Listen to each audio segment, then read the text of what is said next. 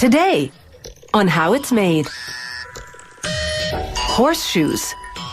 Trotting out the equine footwear. Dishwashers. We visit a factory with a spotless record. Graphite fly rods. This story is sure to lure. And frozen pizzas.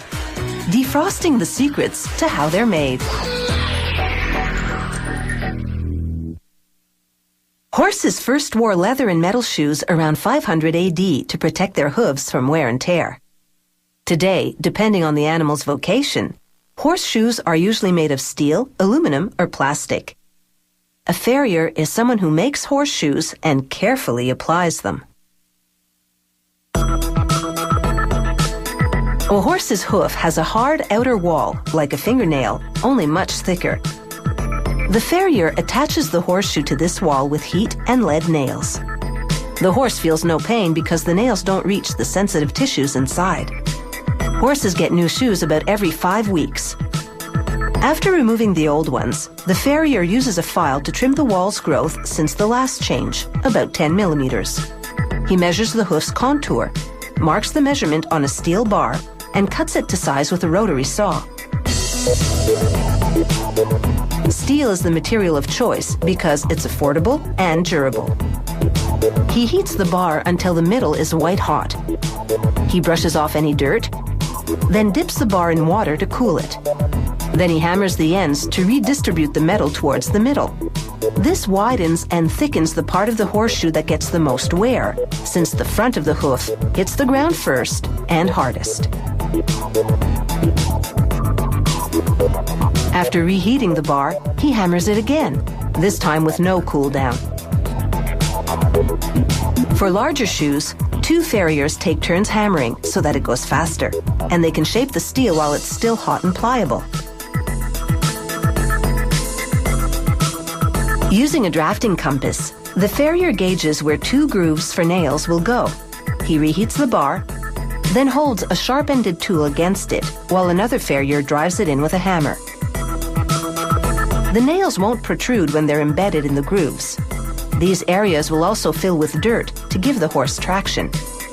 The farriers round the sharp edges of the horseshoe so the animal won't cut itself when it's lying down. They make the nail holes by first driving this tool into the grooves. Then they use another tool to perforate the steel, hammering it into the shoe over an opening in the anvil that lets the tool pierce through. The farrier then repeats these steps on the other side. It takes 2 farriers about 15 minutes to make a pair of horseshoes. The first farrier heats one shoe while the second hammers the other. Like the hooves, the front and back shoes are differently shaped. The front pair are rounder, the back ones more oval because the horse's hind hooves have evolved to dig into the ground for traction.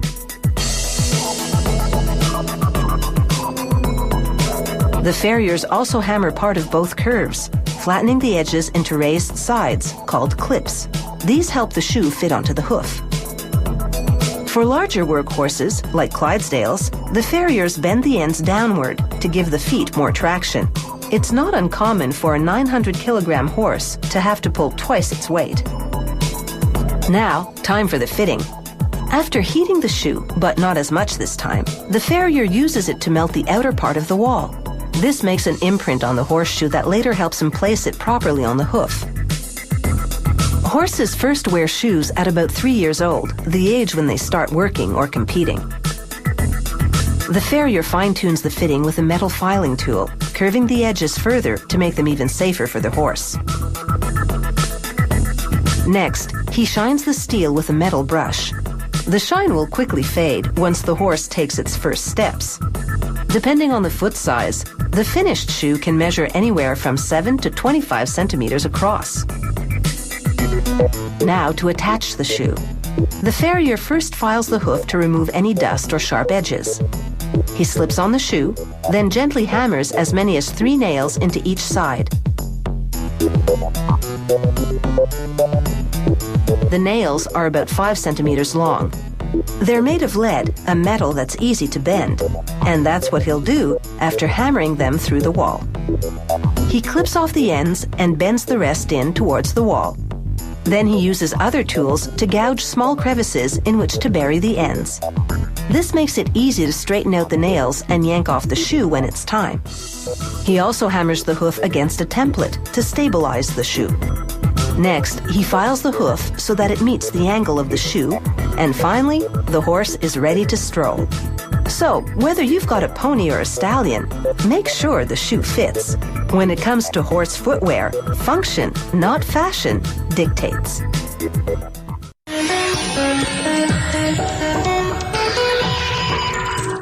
In 1886, an American woman invented the automatic dishwasher. Josephine Cochran built a motorized wheel with wire compartments for dishes, turning inside a copper tank filled with soapy boiling water. It was a hit with restaurants and hotels. But it wasn't until the 1950s that affordable dishwashers for home kitchens came on the market.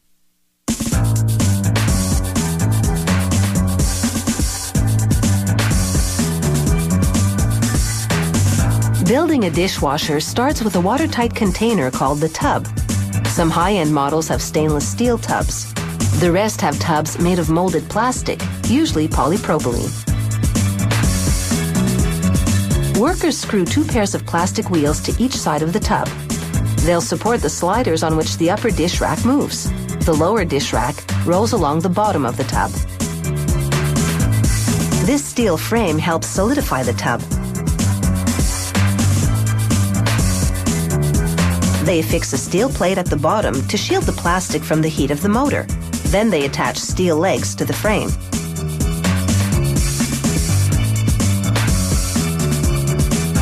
Here they install a rubber reservoir called the sump. It collects the water that flows to the bottom of the tub. They screw in a 2-part ring to hold the sump in place. The heating element is a ceramic insulated iron cable. This filter traps food particles washing off the dishes. After fitting an O-ring seal to make the sump leak-proof, they secure the heating element by screwing ceramic insulators to the protruding connectors. Now for the polypropylene wash arms. This model has one at the bottom with a tower that juts out for a larger spray span and a second wash arm at the top.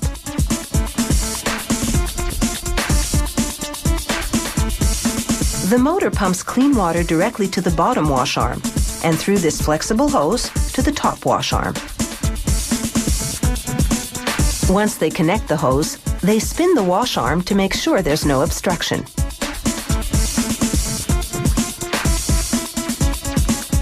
Meanwhile, workers connect key components to the dishwasher's circuit board.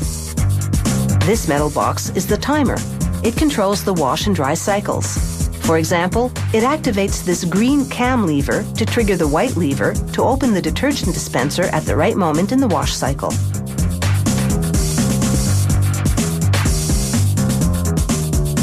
The detergent dispenser is located on a plastic panel that will line the dishwasher's door. They call this panel the inner door. This seal will prevent water from leaking out and also provides some soundproofing. A press runs over the inner door, driving in the seal evenly all around. Now they screw the inner door to the outer door.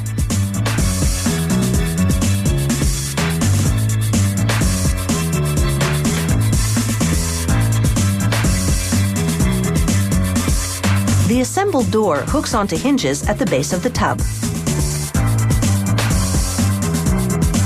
This machine presses the hook and hinge together so that the door doesn't come unhinged.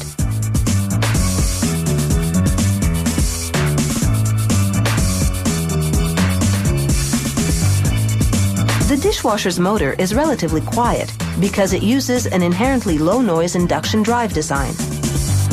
The white machine attached to the motor is a food disposer. It grinds up food particles so that they don't clog the drain. The last technical step is to connect the various wires.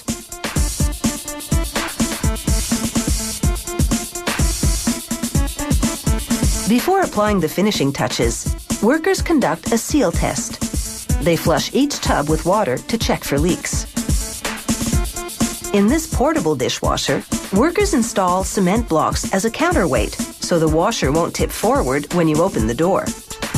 And because a portable usually sits in full view, it also needs sides and a top. The top is decorative laminate on medium density fiberboard. They screw it to what's called the wrapper, a three-sided panel made of painted steel that covers the sides and back. A clean look to go with your clean dishes.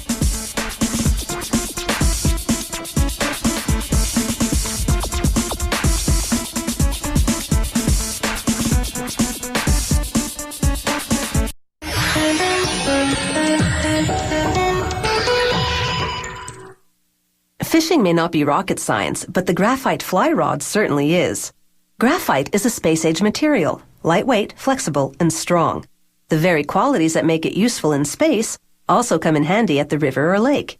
It explains why graphite fly rods are now mainstream in the fishing world.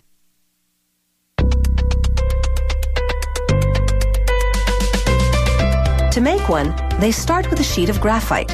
They cut out shapes following precise measurements. One mistake here, and the performance of the rod will be compromised.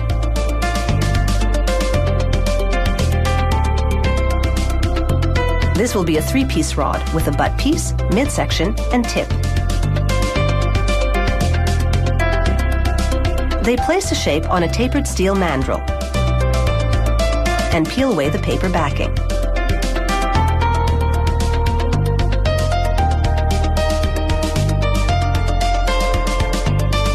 This machine rolls the graphite shape around the mandrel.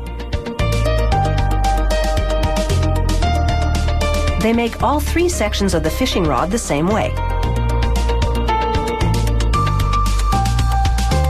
A graphite strip at the end reinforces it all. The graphite remains on the mandrel for the next step. They wind polypropylene tape around the graphite to squeeze out any air pockets between the layers.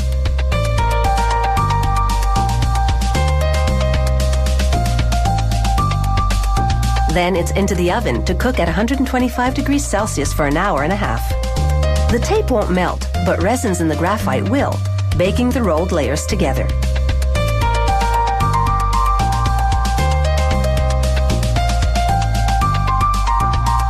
Afterwards, they remove the shrink tape and pull the graphite blank off the steel mandrel.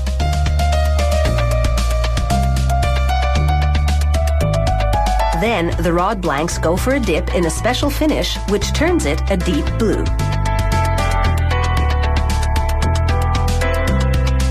They bake on the finish for a half hour at 125 degrees Celsius.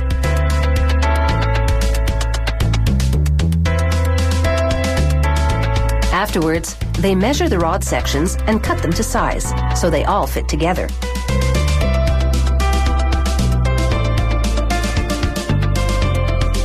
Bending without snapping is the graphite rod's strong point.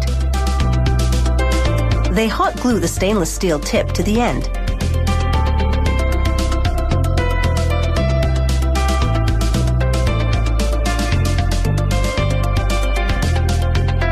Then they piece together the retainer for the fishing reel.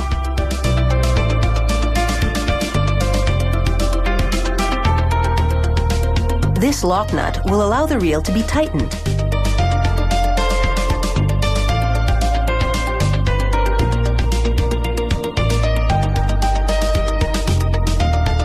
The butt plug will keep everything from sliding off.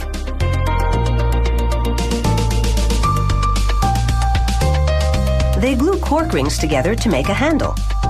Then they shape it with a chisel and sandpaper.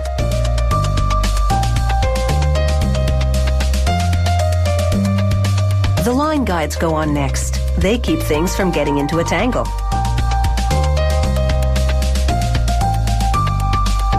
They wind thread around it to secure it to the rod, 1 foot at a time.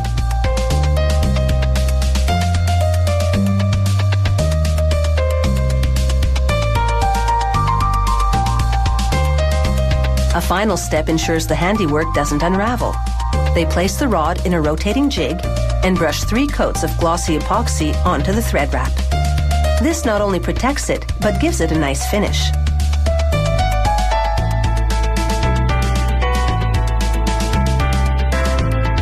Now they slide a metal foot into a groove on the reel retainer, and it's ready for the reel to be attached. But before you can cast your line, there's some information that needs to go on the rod, like the brand name and serial number.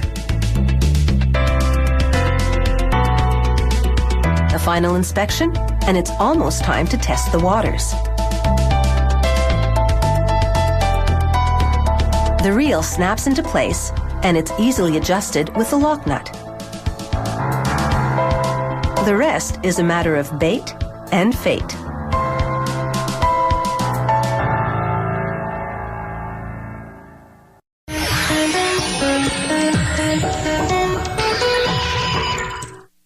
Millions of pizzas travel daily from the frozen food section of the supermarket to the family dinner table. Thick or thin crust, meat or vegetarian, their convenience makes them a staple in the freezer. But how do they end up tasting so fresh when they start out so frozen?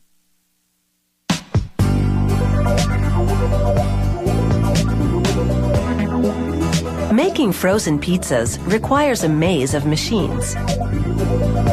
To make the dough for the crust, they combine flour, salt, sugar, water, yeast, and oil in a large mixer. And they throw in a bit of cornmeal for flavor. The mixer turns the ingredients for about 4 minutes. This is one powerful machine. A truck transmission drives the steel bars that knead the dough.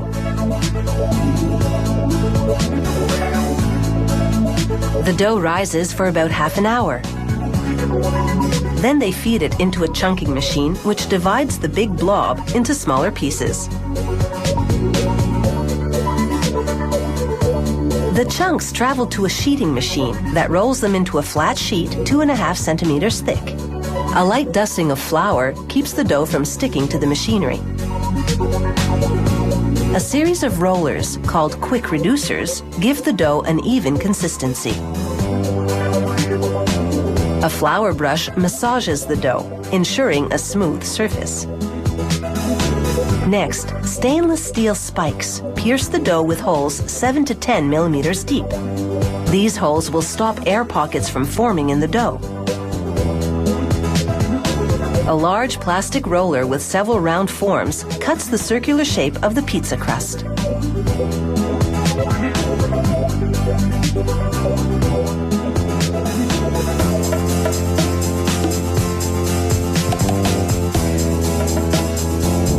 The machine automatically separates the leftover dough. The factory remixes it with fresh dough for the next batch. A conveyor takes the dough circles to their next destination, the oven. They bake for 2 minutes between 200 and 315 degrees Celsius. 6 chambers inside the oven automatically control the temperature pattern to ensure that each one bakes evenly. Next stop, the tomato sauce.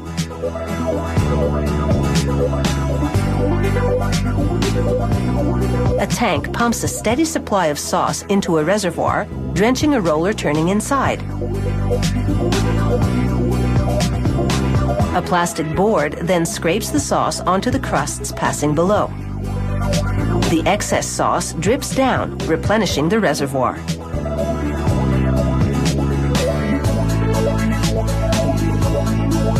Mounds of pre-shredded mozzarella are ready to be added. A cheese applicator machine controls the output so that the mozzarella forms an even layer.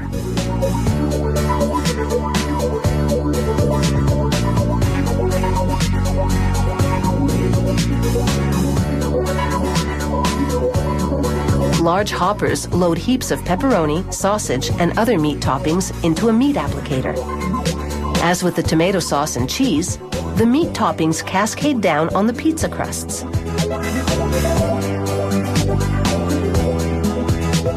The pizza is now ready for inspection. Workers take samples off the line and weigh the crust, sauce, cheese, and meat to ensure the equipment dispense the right amount of each. Next, the pizzas enter a spiral freezer called a blast cell, where they spend about 20 minutes at minus 31.6 degrees Celsius. An overwrapping machine applies a clear layer of plastic around each pizza, automatically cutting the wrap to fit. A vision control system takes a picture of every pizza, verifying the size and checking for any imperfections. The machine automatically rejects any less than perfect pizzas by air blasting them into a separate tub. Finally, an arm pushes each pizza into a waiting box.